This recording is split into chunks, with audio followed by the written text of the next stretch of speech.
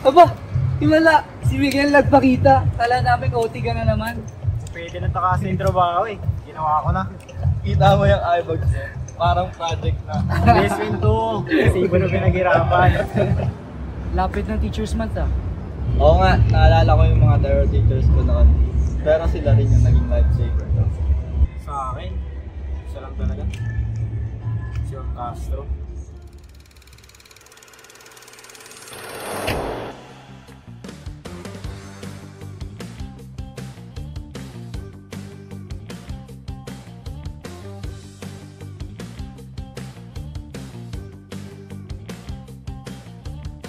Dito na kayo tatlo. Sige na, muna.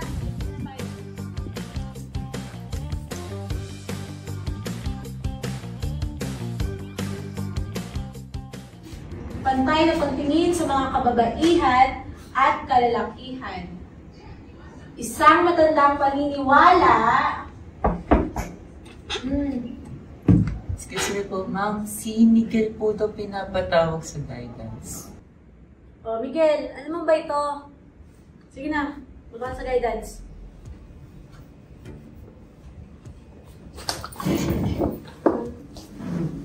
Sulat nyo to sa notebook. Pagdating ko, check ko yan. Ikaw ba daw, magsulat ka ng mga maingay.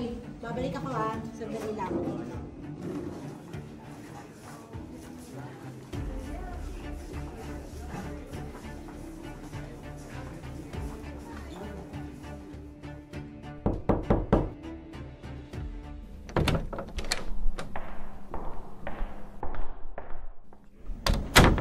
Okay, see you.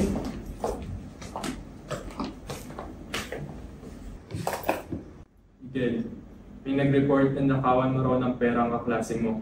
Last major offense mo na to. Sa pagkakamali pa, may kick out ka na.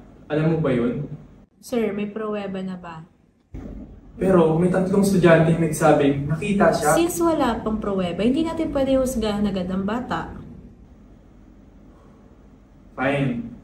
Malik ka na sa klase, Miguel. Tara na.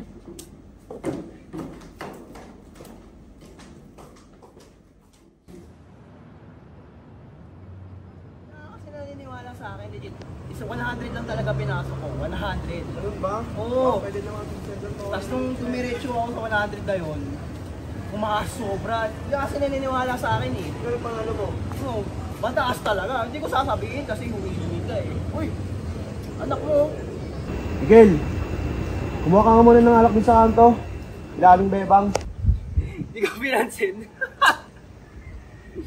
Hoy! Bingi ka ba?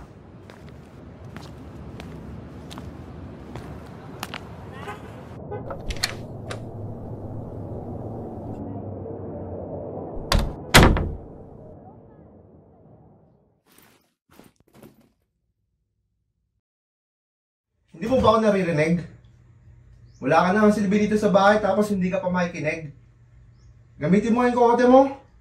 Naturingan ka nag-aaral tapos hindi ka makasunod sa simpleng utos. Alam mo bakit kayo iniwan sa ng nanay mo? Kasi wala kang kwenta. Kung kasi para magkakwenta ka, magtrabaho ka. Miguel. Wala ka rin naman mapapala sa pag-aaral na yan.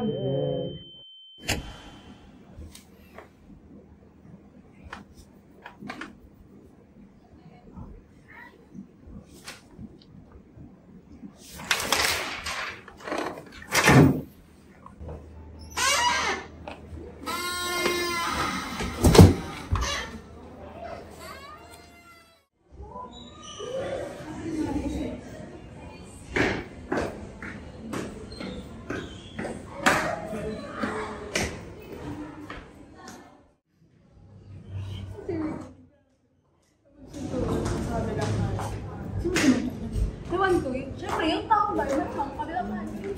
Lian, nagkikismisan niyo yan.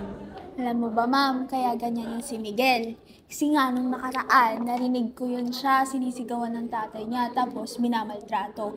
Tapos, based pa dun sa kwento ng kapitbahay namin, iniwan rin siya ng tatay niya. Ng nanay Kaya nga, niya. ma'am, yung simula nung iniwan siya ng nanay niya, naging barong bato talaga siya. Tapos parang wala nang direksyon yung buhay. Tapos yung tatay niya pala, singgero. grabe talaga. Sige na, bumalik kayo sa mga room niyo. Saglit lang, ma'am. Hindi ko pa tapos yung kinakain. Dal-dal mo eh. Ako kasi.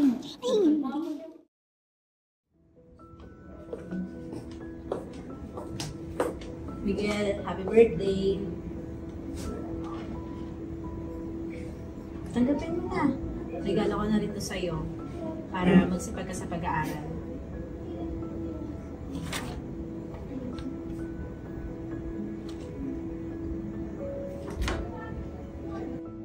Minsan, sa maliliit pa na bagay mararamdaman, meron pa rin mga taong naniniwala sa'yo.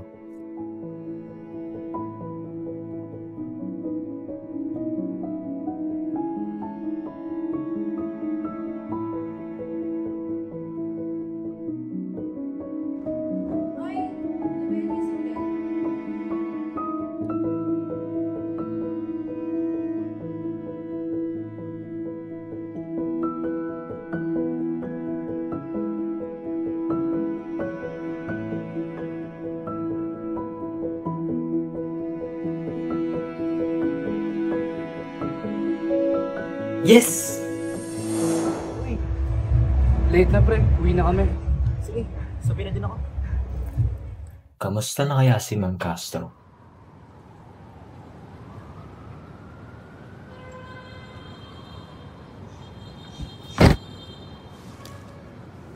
Ito na kaya yung bahay na yun? Tanungin ka na nga lang.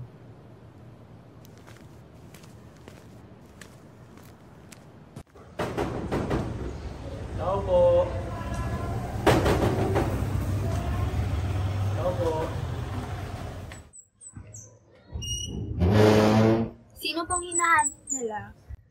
Dito po ba nakatira si Ma'am Castro? Ayaw po, dito po siya nakatira. Bakit po?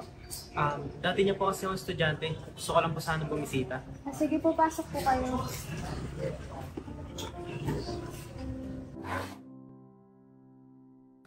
Ma'am Castro, may bisita po kayo.